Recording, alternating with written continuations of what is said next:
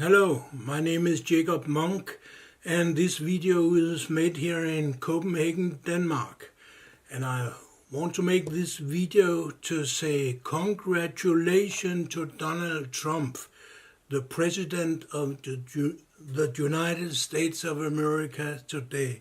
Congratulations. We are many that has hoped that you would be the President, and actually, you became the president, and that is very, very good.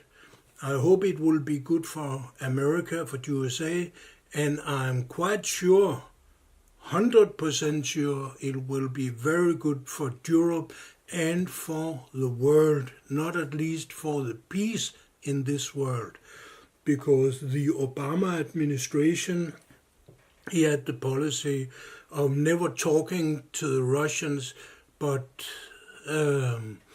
putting more and more aggressive measures up, military bases all around the world, all around Russia, all around China.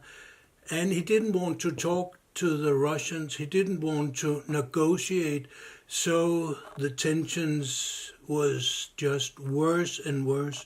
And you know, in the end, these ideological tensions, the Russiophobian atmosphere created by Obama, it will eventually turn into a hot war, and that will be a disaster.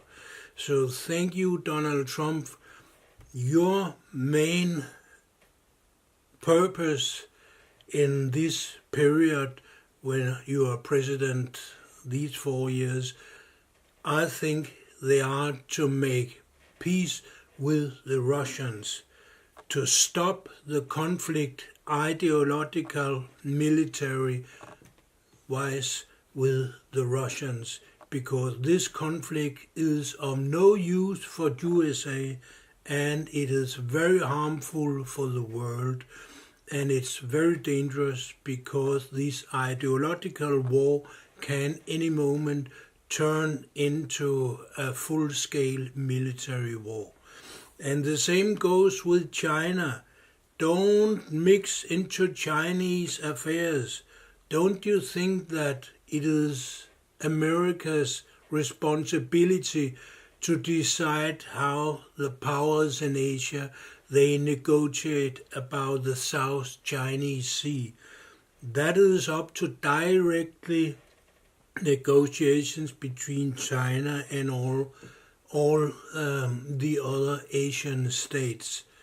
This rule that you have from some artificial court, it has absolutely no value because Chinese was not a part of this court. So it is only another propaganda measure started up by Obama and his friends in NATO. Well, I don't agree with a lot of the things you want to change in USA. You want to build a wall. Well, that will cost a lot of money for the American taxpayers. And you say that Mexico is going to pay for the wall. No, they're not. They don't have that kind of money, and they don't want to pay. Then you can put tax on Mexican goods. Okay. But tax is paid by American taxpayers, so that means that the Americans are going to pay for this wall. And this wall is not going to be any use at all, because anyone can fly over a wall, dug a tunnel under the wall, or bypass this wall in a lot of different ways. That is no problem. So it will be, I think, waste of money. But it's up to you. I don't care at all how you want to use your own money in America. That's up to you. Well, you also have the idea of protectionism. Protectionism is that you don't want to import goods from China and other countries. You want to produce them in USA. Well, the problem is that the labor force in USA is much more expensive, and not as qualified as the labor force in Asia. So that will mean that goods, American goods, will be more expensive and they will have a lower quality. For example, I have here a mobile phone. It's made by Huawei, a big Chinese producer. Huawei, they produce quality mobile phones. They cost about half of the price of an iPhone, and the quality is the same. If your suggestion of a trade war to China will be used, that means that you will not import these phones in America to a reasonable price. And the iPhones, they will have to be produced in USA. That means the prices will go up and the quality will go down. The total result of this change will be that the mobile phones you use in America will be more expensive and they will have lower quality than now. That means your voters, the American taxpayers, not at least the most poor American taxpayers, they will be the one who pays for this experiment.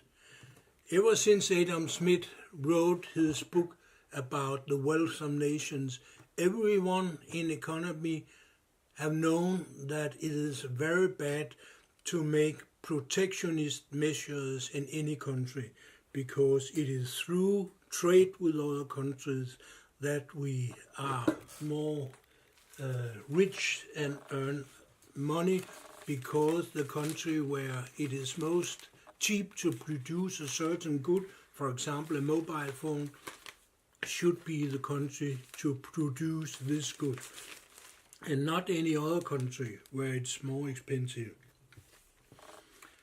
Well, then you have got the idea of you want to dissolve, you want to draw America back from a Trans-Pacific Partnership, TPP it is called. I've just been in Malaysia, and on my way back I picked up this Chinese paper called China Daily. A very good paper written in English. Here you can see the front page. And there are a lot of interesting articles. One is about China set to fill leadership vacuum. Well, they see you as drawing yourself back from the world. They see America as a country that don't want to mix into world affairs anymore. I hope they are right, because what America has done in world affairs has been a catastrophe for the last 30 years. Obama, Bush, they have destroyed a lot of countries.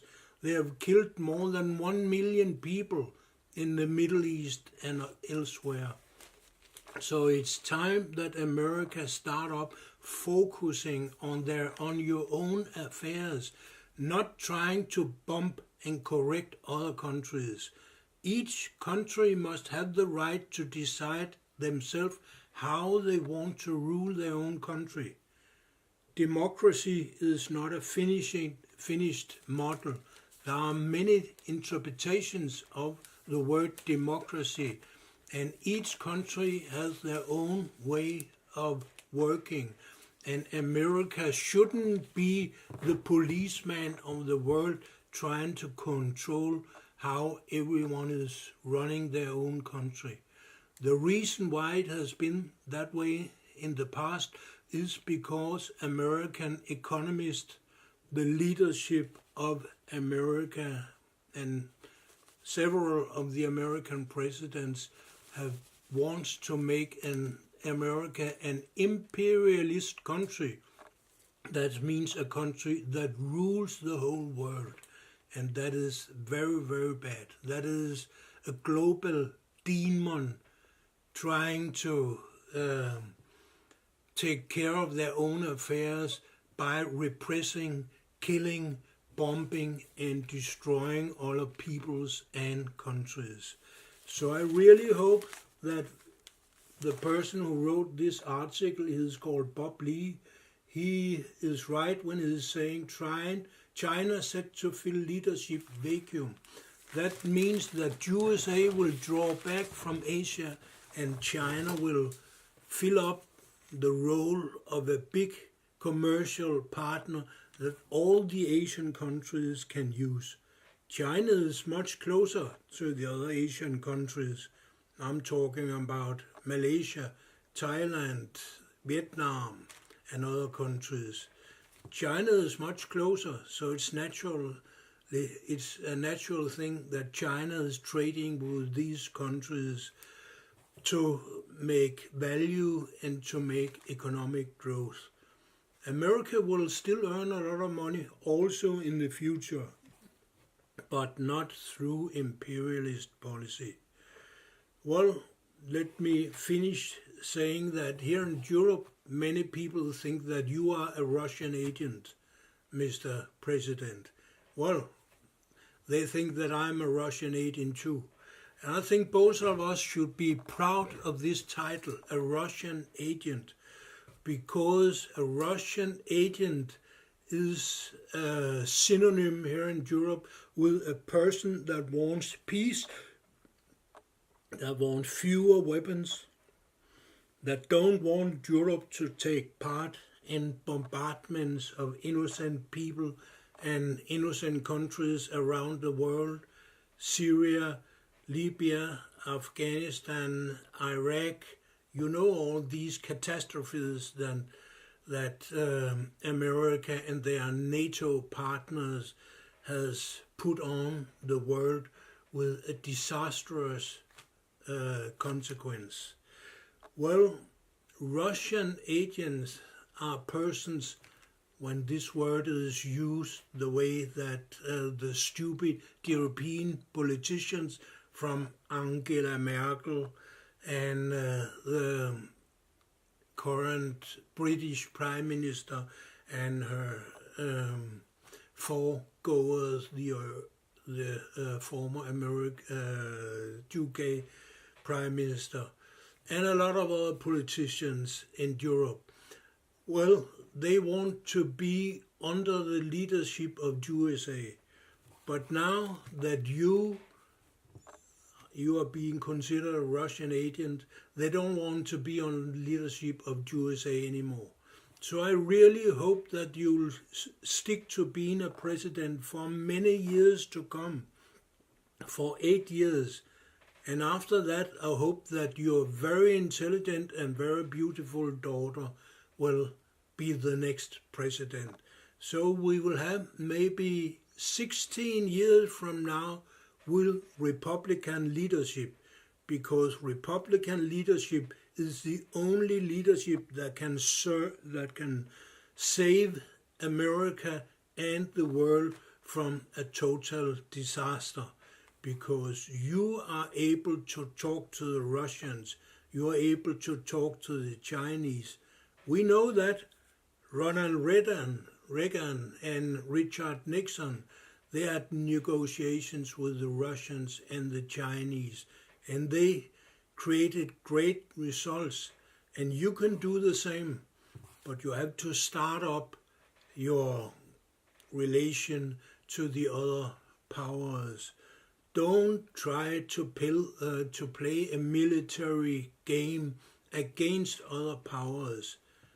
I can tell you in the end you are going to lose, because America is a small country compared to BRICS, compared to Russia, China, Brazil, India, South Africa. That is the BRICS countries. They have around 50% of the world population as members. If you take whole NATO, they've got less than 30%. So you represent only a minority. And NATO is a thing that was created in the past to solve problems of the past. Today it has no use. It's only a place to create propaganda, create Cold War propaganda against the Russians, to get a ideological permission to buy more weapons, more weapons, more weapons. You know the word Russiofobia. That is the mental disease of the American right-wing, stupid, neocon persons that all the way through wants a Cold War, if not a hot war with China and Russia. Well, I hope you are able to create peace, because this peace will be the greatest benefit for all of us, also here in Copenhagen, Denmark, where I'm living. Thank you for listening.